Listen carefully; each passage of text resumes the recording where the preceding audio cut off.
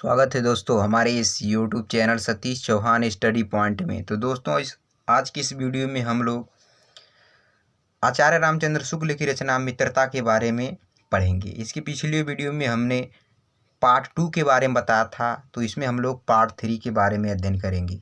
तो जिन लोगों ने इस वीडियो को नहीं देखा तो वे लोग हमारे channel Satish Chauhan study point पर जाकर उस वीडियो को देख सकते हैं। चलिए आगे बढ़ते हैं।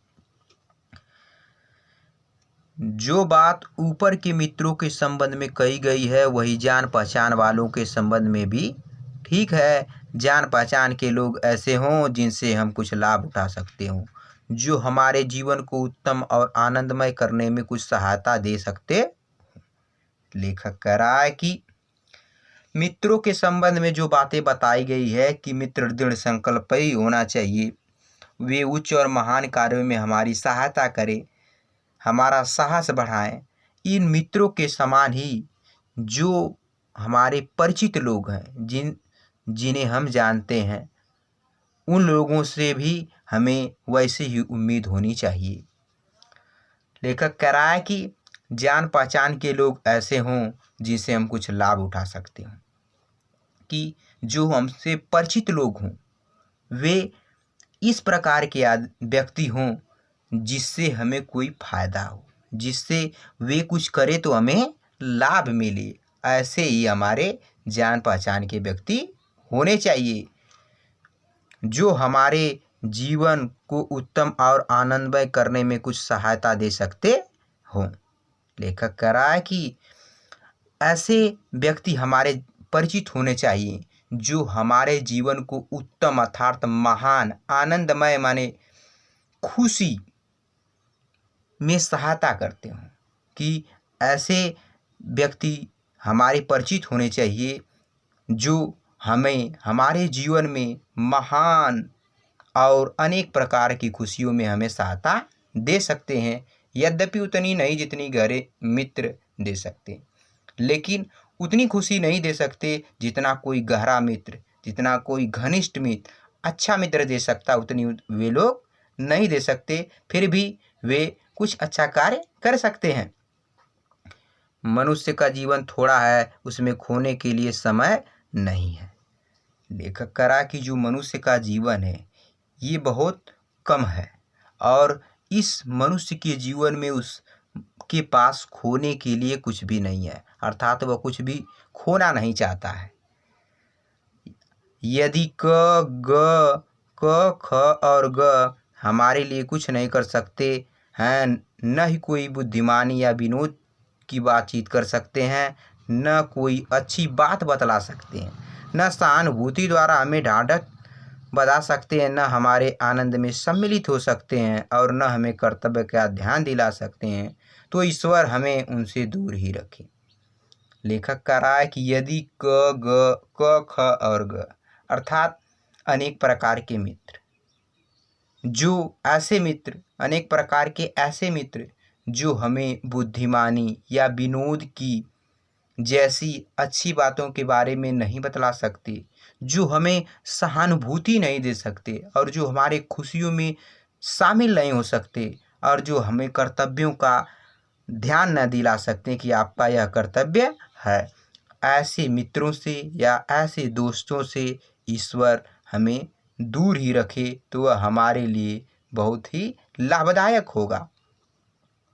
हमें अपने चारों ओर जड़ मूर्तियां सजाना नहीं है। लेखक कह रहा कि जड़ मूर्तियां सजाना मतलब लोगों की भीड़ इकट्ठा करना, कि लेखक कह रहा है कि हमें अपने मित्रों के रूप में मित्रों का समूह नहीं बनाना है, मित्रों का मेला नहीं लगाना, अर्थात अधिक मित्र नहीं बनाना है।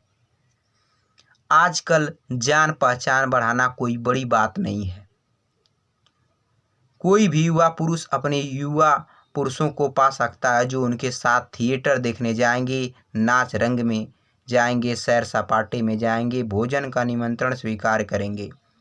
यदि ऐसा जान पहचान के लोगों से कुछ हानि न होगी तो लाभ भी न होगा, यदि हानि होगी तो बड़ी होगी।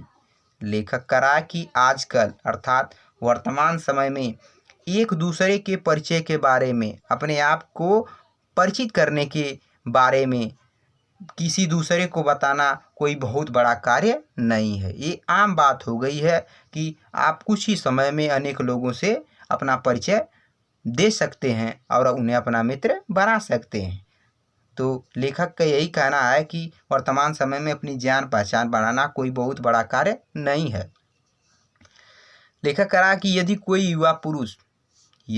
नवयुवक पुरुष अनेक प्रकार के नवयुवक वर्तमान समय में प्राप्त कर सकता है, जो उनके साथ थिएटर अर्थात फिल्म देखने जाएं, उनके साथ सैर सपाटे घूमने जाएं, भोजन का निमंत्रण स्वीकार करने जाएं। यदि आगे कह रहा लेखक कि यदि इस प्रकार के लोग जो हमसे परिचित हैं, जो हमारी जान पहचान के लोग हैं, यदि इनसे कुछ हानि न होगी तो हमें कोई लाभ भी नहीं होगा, परंतु यदि हानि होगी तो बड़ी भारी होगी।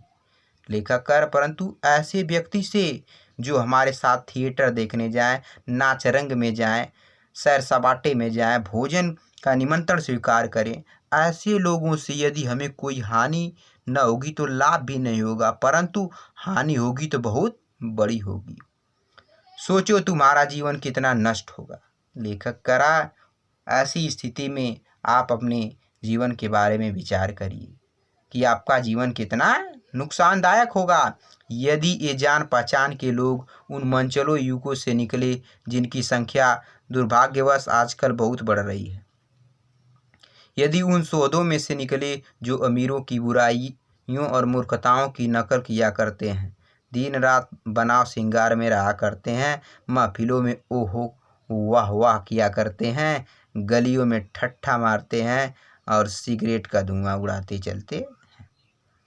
लेखक कह रहा है कि यदि ये जान पहचान के लोग कि जो तुम्हारे परिचित लोग हैं, जो तुम्हें जानते हैं, उन मनचलों युवकों के समान निकले, अर्थात उन मनबड़ों युवकों के समान निकले जो जिनकी संख्या दुर्भाग्यवश वर्तमान समय में बहुत बढ़ रही है। ये उन सौदों में निकले जो अमीर व्यक्तियों की बुराई करते हैं और मूर्ख लोगों की नकल करते हैं, दिन रात अपने सजने संवरने में सारा समय व्यर्थ करते हैं और महफिलों में ओहो वाह वाह किया करते हैं तथा गलियों में ठट्ठा मारते अर्थात हंसी करते हुए सिगरेट का धुआं उड़ाते चलते हैं।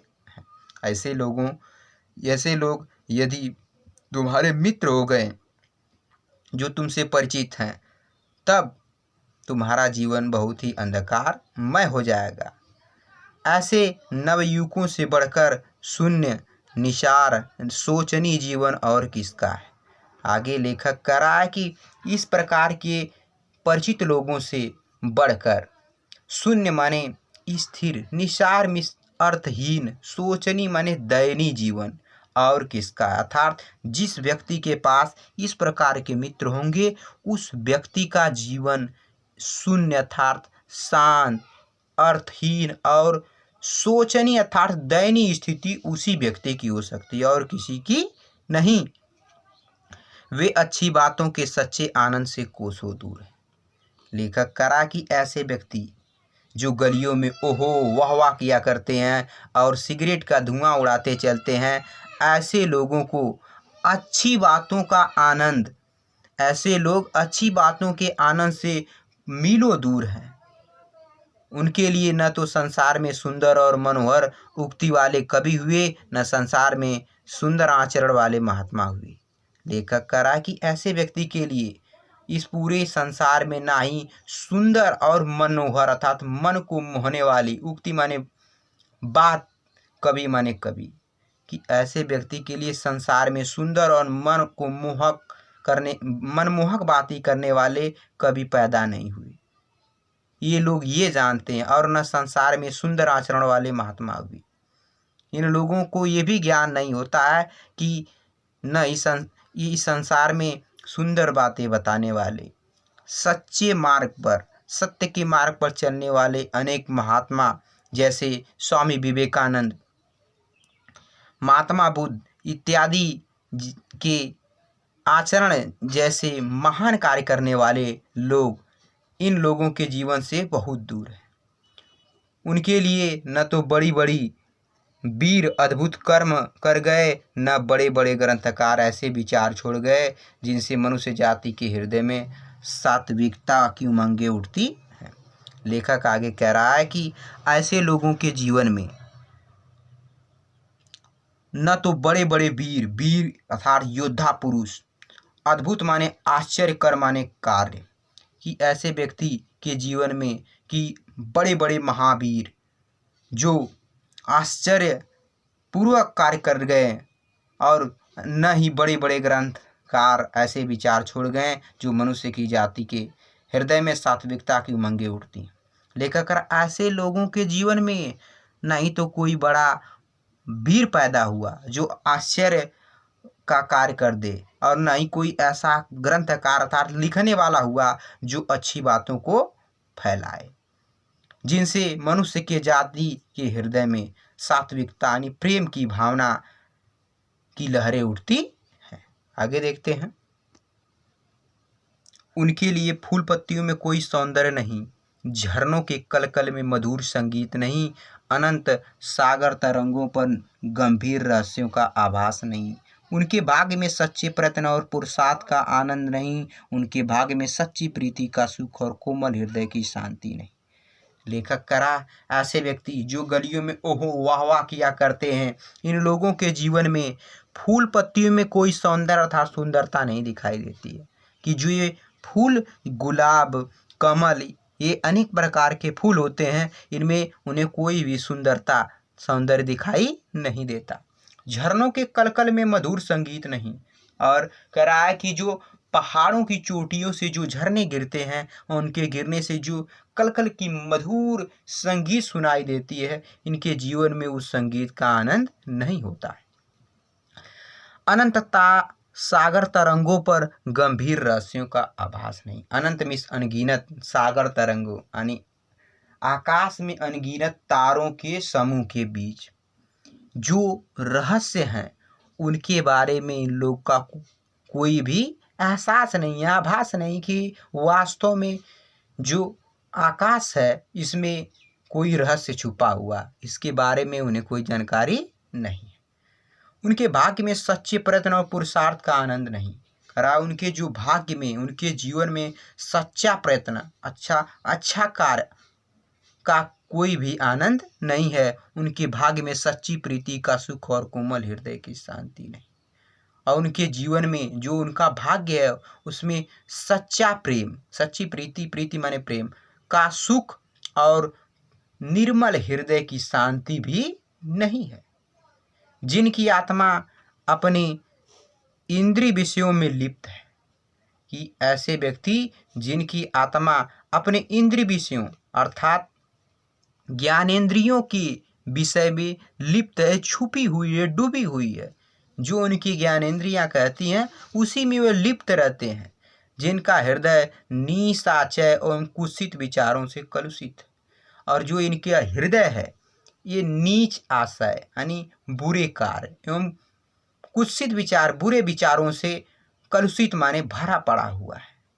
ऐसे नाशोन्मुख प्राणियों को दिन दिन अंधकार में पतित होते देख ऐसा कौन होगा जो तरस न खाएगा, और उसे ऐसे प्राणियों का साथ न करना चाहिए। आगे कह रहा है लेखक कि ऐसे नाशो उन्मुख यानी नाश को उत्पन्न करने वाले प्राणी जो दिन दिन अर्थात प्रतिदिन अंधकार में पतित होते देख यानी गिरता हुआ देख, जिनका भविष्य अंधकार में गिरता हुआ देख, ऐसा कौन सा व्यक्ति होगा जो उसके अंधकारपूर्ण जीवन को देखकर उस पर तरस न आएगा कि ये कैसा दुष्ट व्यक्ति है जो अपने जीवन के बारे में नहीं सोच रहा है और व्यर्थ के कार्यों में अपना समय बर्बाद कर रहा है, उसे ऐसे प्राणियों का साथ नहीं देना चाहिए।